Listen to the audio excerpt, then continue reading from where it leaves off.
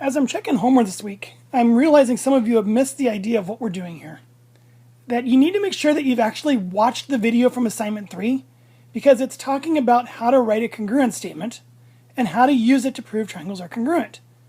Keeping in mind, there are 4 ways that you can prove congruence for triangles: side, side, side, side, angle, angle, and angle, angle, side.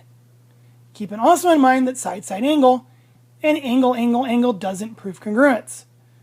All right, you can't just randomly grab pieces. You need to look at the picture and actually take what's marked as congruent. Now, if you only have 2 pieces, there is the possibility you may have a third piece. Even if it's not pre-marked, there is a thing called reflexive property. Reflexive property is when you have a shared side.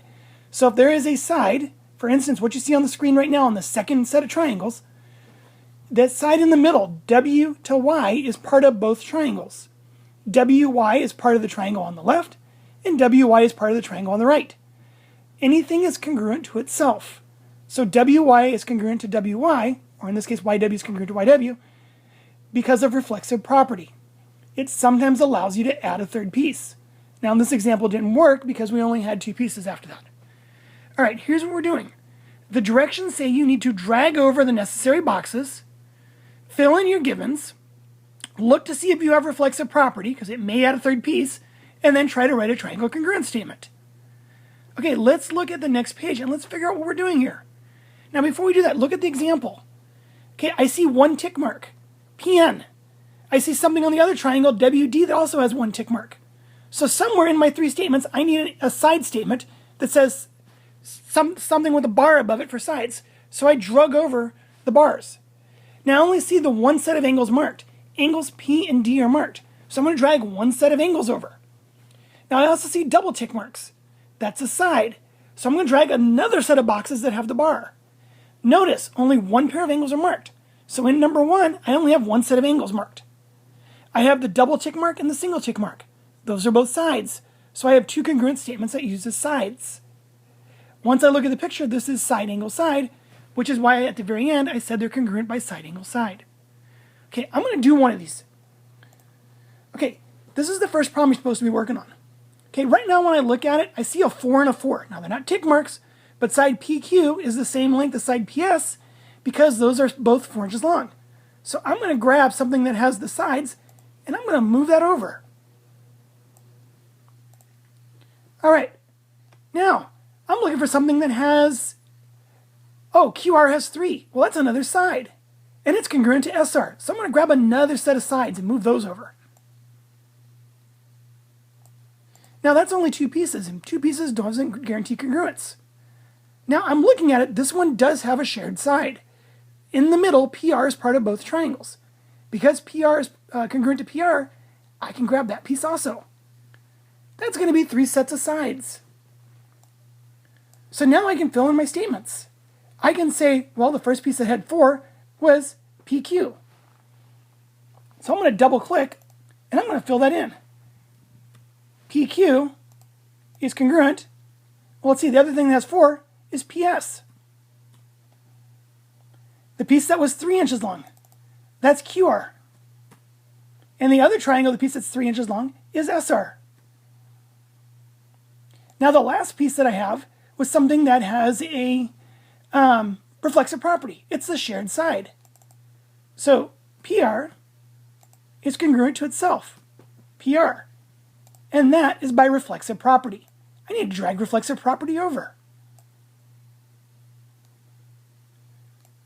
All right, now I have 3 sets of pieces. Let's see if it makes congruence. Can we use, that's a side, another side, and another side. Is side, side, side a way to prove congruence? Yes, it is. All right, so we know this is by side, side, side. Let's fill in the triangle congruence statement. Triangle Q to P to R. Q to P to R. That's the piece that has 4 inches, the center, and then the 3 inches to take us back to where we started. So 4, center, 3. Well, that would be the same as going S to P to R. Angle Q corresponds to angle S. Angle RPQ is going to be the same as RPS, so angle P's, and then the other letter on the other side, the R's, are going to match. So triangle QPR is going to be congruent to triangle SPR, and it's by side, side, side. Let's look at one more example. All right, this one already has 3 pieces marked. I see we've got a side with 1 tick mark, AE is congruent to CE. The double tick marks BE is congruent to DE, and then the angle in the middle. Now in the other video it said you can't call that angle E because there's multiple angle E's. So you've got to use the 3-letter name. Well, let's set this one up. Let's see, first I saw a set of sides with 1 tick mark. Let me drag some sides over. There was another set of sides, double tick marks, and then there was a set of angles. Now this time I won't be using reflexive property because in reflexive property there's no shared sides here. And I already have my 3 pieces I need to prove congruence. Let's fill it in. The piece with the single tick mark, AE. On the other triangle, that's congruent to CE. The double tick marks, side BE is congruent to the other triangle, side DE. Now again, we're not going to say angle E here because there's multiple angle E's. Which of the 4 angles is angle E? So we're going to use the 3-letter name. E is the middle letter because that's the vertex. So for instance, I could go from the 1 to the 2 tick mark, which would mean angle AEB. On the other triangle, if we use the same order, that's going to be angle CED. Which means the triangles are congruent, and by looking at the picture, it's side angle side. Let's fill in what triangle it is. Triangle B to A to E is the no tick mark to the 1 tick mark. So that's going to be on the other triangle, no tick mark to 1 tick mark, is going to be DCE. All right, let's see if you got your homework resubmitted to you and it was a low score. If you watch this, resubmit it to me before midnight tonight and I'll still grade it.